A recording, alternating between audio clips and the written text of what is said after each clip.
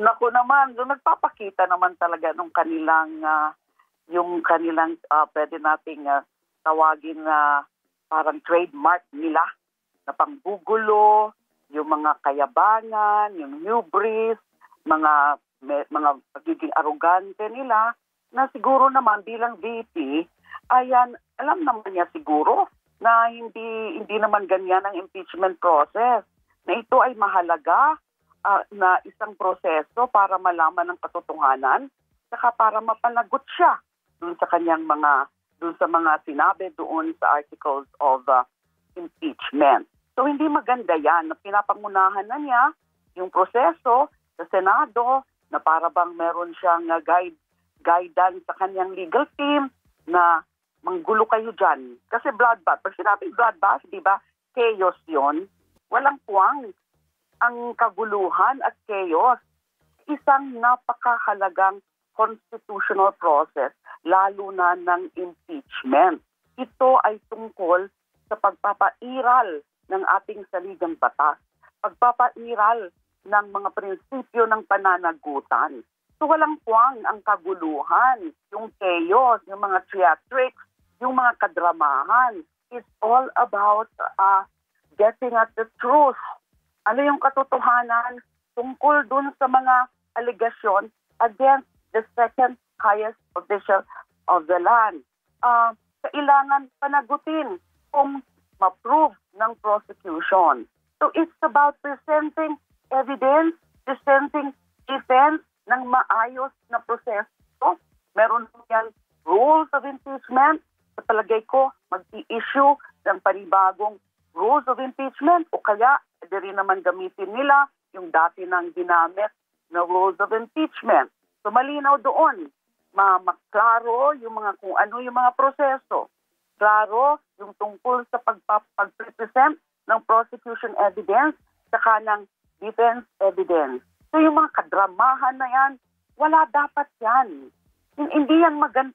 Yan, there's another indication na yung ating vice-presidente ay kulang sa, yung fitness, moral, psychological fitness para manatili bilang pangalawang makapangyarihang opisyal sa ating bansa. So alam naman namin yan yung naging resulta ng eleksyon, ano yung magiging epekto nito. Pero sa panig ng prosecution, although mag-meet pa lang ho kami, no? Wala pa ho kaming formal na meeting. Pero syempre, prosecution Gagawin namin ang magiging mandato ng prosecution. Gagawin namin ang lahat na sang-ayon sa batas, sang-ayon sa rule of law, sang-ayon sa due process para ipakita ng malinaw yung mga ebidensya at para makumbinsi yung karamihan ng mga senators, judges at importante para sa prosecution para makumbinsi ang taong bayan. Kasi itong proseso na to, hindi lang ito talaga yung strictly judicial, siyempre sinasabi political, but more than being judicial and more than being political ay yung national interest, yung public interest. Ano yung public interest? Katotohanan, katarungan, pananagutan. So manonood yung mga tao, yung taong bayan manonood. Kasi open and public proceedings yan. May transparency. Makikita nila kung gaano kalakas, kung gaano kaayos yung mga ebidensya. So ang prosecution, wala pong dahilan para sa amin para mahinaan ng loob.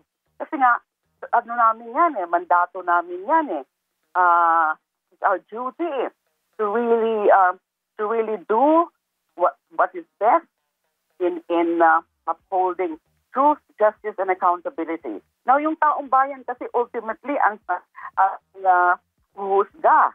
Huhusga rin ang taong bayan. Kasi kung malinaw, malakas yung mga ebidensya, yung mga senators, judges, hindi nila pwedeng i-ignore o disregard yung public pulse o yung public opinion. Wala pong rason para kami ay ma-discourage sa aming magiging trabaho. Hindi ko pwedeng pangunahan kung ano yung magiging plano ng prosecution kasi hindi pa nga kami nag-meet officially. So I expect soon yung prosecution panel para pag-usapan ang mga magiging estratehiya, pag-uusapan kung ano talaga ang mga magiging assignment ng kada prosecutor, kung ano yung magiging direksyon. Sige, hindi naman sa pinangungunahan ko. Gusto ko lang malaman, ma'am, kunyari magkaroon ng acquittal, ibig bang sabihin nun burado ang lahat ng alegasyon laban sa kanya? For example, yung mga hindi niya maipaliwanag na maanumalya umano na paggastos ng pondo sa OVP at saka sa DepEd, kakalimutan na lang po yun? Hindi po. Kung sakaling ang acquittal, God forbid, na acquittal ang magiging judgment ultimately, ay hindi po. Kasi pwede pang kasuhan. At meron na ng ilan-ilan ng mga kaso ngayon, di ba? Yung sa DOJ ngayon. Lalo na yung tungkol dyan sa plunder, sa misuse of confidential and intelligence funds. Hindi pa po siya magiging lusot kasi kakasuhan din po siya. Dahil yan po ang nasa batas. Kung meron kang kasalanan sa batas, kailangan mong managot. So, impeachment process kasi, ang pinaka-focus yung pagtanggal sa kanya bilang vice presidente. Pero hindi ito tungkol sa yung mga criminal cases, it can proceed. Kahit nga kasabay ng impeachment, pwede yan mag-proceed. O kaya, hintayin lang matapos yung impeachment, pwede yan i-file. So, hindi ibig pong sabihin, burado na yung mga kasalanan ng ating vice-presidente. Isa na lang, Congresswoman, isingin natin kahit overtime na kami. Paliwanag nyo nga, ano yung desisyon ng Court of Appeals doon sa kaso po ninyo? Kasi maraming nalilito. Ibig ba sabihin nun, parang tinanggal yung acquittal ninyo? At saka hindi ko rin maintindihan. Ibig sabihin yung judge, hindi malinaw yung decision niya, Congresswoman?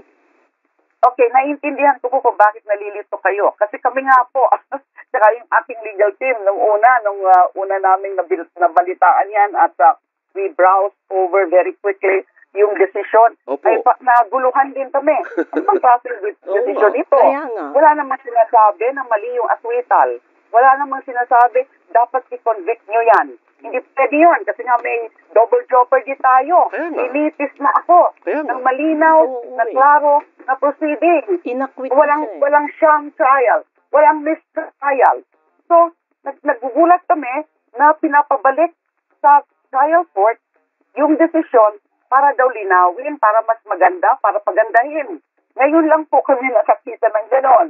Nagtanong-tanong na po kami ng ibang mga practitioners at tinanong namin, meron na bang naging desisyon ang Supreme Court na binalik yung kaso dahil hindi nagandahan doon sa desisyon.